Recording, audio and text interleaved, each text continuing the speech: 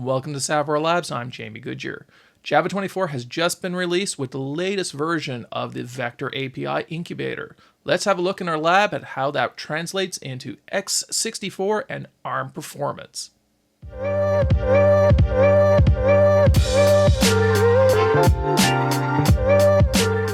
So we've deployed Java 24 into SavoirLabs. We're checking it out on our Intel Xeon, AMD Ryzen, Qualcomm Snapdragon X Elite, and our Apple M4 Silicon.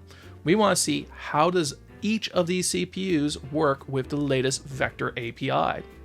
For those not familiar with this API, it is an extension to the JDK that is going to allow vector computations to occur instead of having to go always directly with scalar operations.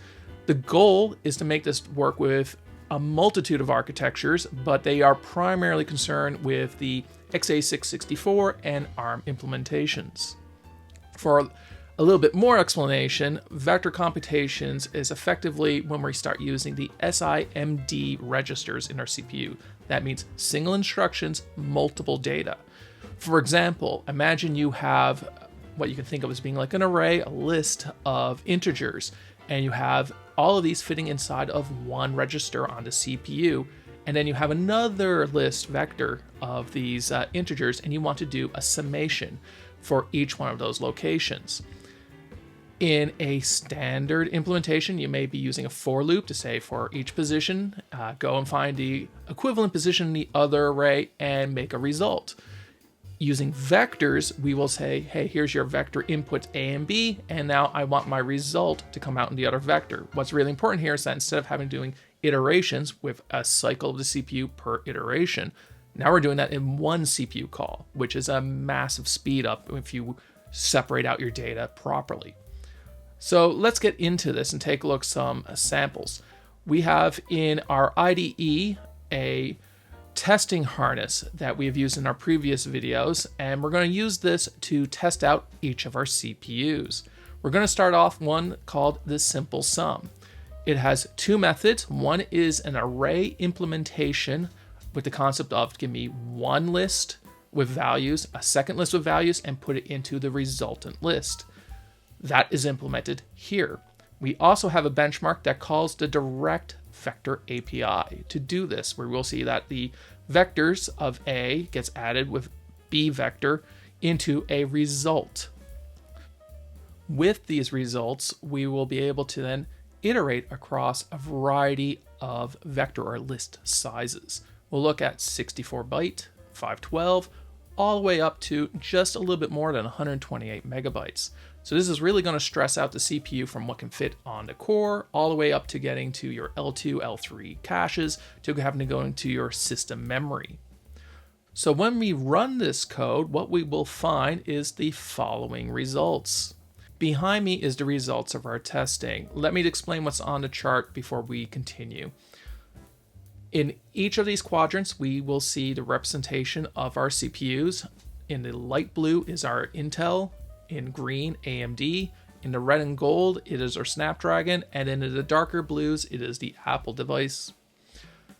Each one of these have the two runs represented, the array implementation and the vector implementation. We have normalized the results, so we're not so much concerned about how many nanoseconds it took any of these requests to have been actually performed. We are more looking at the relative performance from the array to the vector implementation. In our first run of SimpleSum, this is relying upon the vector API with JIT. So what that means is that the just-in-time translation is going to be allowed to use vectors and will take our scalar implementation, and when it sees that it can do it, it will auto-vectorize it. So what we expect to see on each CPU is for the array and vector implementation to actually have very similar performance, in which case we expect it to be a 1-to-1 ratio. And what we do see in most input sizes for each of these CPUs is that they are very similar. This becomes more interesting when we turn off the auto-vectorization. Now we tell the JVM, run this code, both the array and the vector implementation on each CPU, but for the JET runtime, do not use the vectorization.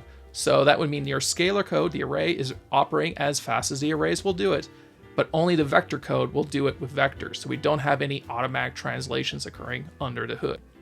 And what we end up seeing here is that we start seeing the vector implementation start to provide boost. Something you might notice here is that each one of these CPUs kind of have a bit of a different behavior. We'll see in the ARM scenarios, those are two on the bottom, that they're continuously seem to be providing boost, whereas in the x86 versions, we see on the smaller size of a data input, we get a boost, but as the size gets larger, i.e. it's getting outside of the cache and outside of the CPU going to system memory, we stop seeing those performance bonuses.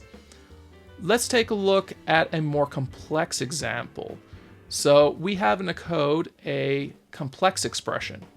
What this is doing, instead of doing a single operation, we're now going to look at multiplication, addition, subtraction, division, a whole large piece of mathematical expressions occurring. And we're going to do this in arrays and also in vectors, where we can see the vector multiplication, add, subtraction, division, etc., until you get to a result. So how does this result now in CPU performance? Well, for a complex expression, again, with JIT enabling the SMID, the auto vectorization, we see for the vast majority of test cases that they are very, very similar. Once we disable the auto vectorization, we can actually see the performance we get from these SIMD calls. And in virtually all cases, we see quite the performance boost. What we can also see here is that there are some slight trends in these implementation. Both of the x64 implementations have a lot more boost capability on smaller data. As we get to larger data amounts, the effect of boost becomes less pronounced. On the ARM implementations, however, we see a slightly different behavior set. We start seeing that the performance boost actually starts increasing towards larger sizes. This is getting a little bit interesting. We also see on the Apple system that there seems to be a strange spot in the memory where that boost function seems to be missing. Now, this is going to go into a little bit of an area where we need to do more research at that particular size. Is this a case of E cores and P cores having different behaviors and hence throwing off our data? We need to see if there's a way to be able to pin that to a particular core size. But if that was the culprit, I'd expect to see a lot more variability in the other data sizes.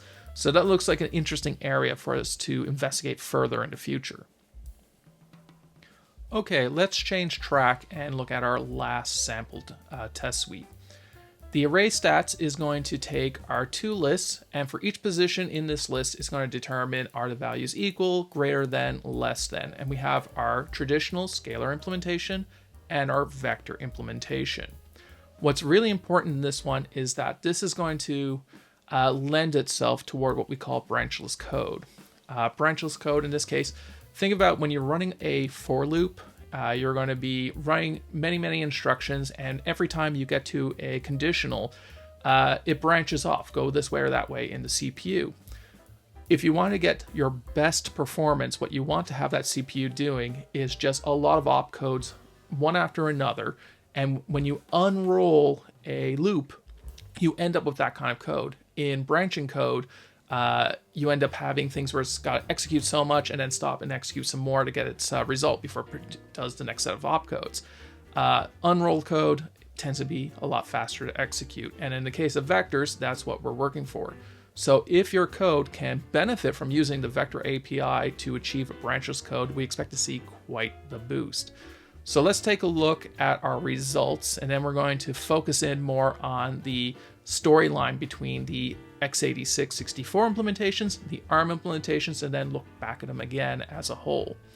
So on the screen, we've graphed that we actually see in all CPUs quite a bit of boost, but there is some difference in how these work. So let's take a look closer at the ARM implementations at first, because this is kind of interesting. As we increase the size of the data set, we actually start seeing more benefit of boost as the data set gets larger. It's not perfectly linear. We actually see the Snapdragon starting to provide a lot more boost faster than the Apple implementation, but the Apple implementation in this case is providing even more boost per dataset size. So in both cases, this is actually really, really neat. And the implication to me on this is that it's showing ARM systems using the Vector API is massively getting a boost improvement when you have that branchless code. In our x64 systems, this is also a very interesting story. The Intel system comes on strong around 32 kilobytes, starting to provide quite a bit of boost in its processing. But what we see is that as it's processing and the data sets are starting to get larger and larger until we get to system memory, the boost factor is starting to come down. Similarly, on our AMD system, we do see it getting a large boost and then start to come down as the data sets increase.